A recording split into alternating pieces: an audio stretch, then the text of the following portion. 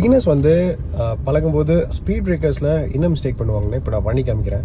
Speed பிரேக்கரில் ஏற்றி அப்படியே இறக்கிடுவாங்க, சல்லுன்னு ஏற்றி இறக்குவாங்க.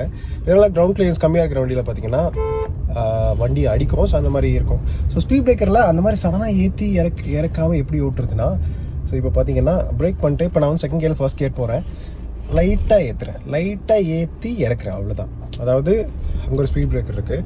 இப்போ நான் திருப்பி பண்ணி காமிக்கிறேன். செகண்ட் கியர் போட்டேன். ஸோ இப்போ மேலே ஏற்றுறதுனால இப்போ நான் பிரேக்கை டேப் பண்ணுறேன். இப்போ வந்து வண்டி ரொம்ப ஸ்லோவாக இருக்குது, லைட்டான ஸ்பீடில் ஏற்றி இறக்குறேன், அவ்வளோதான், சிம்பிள்.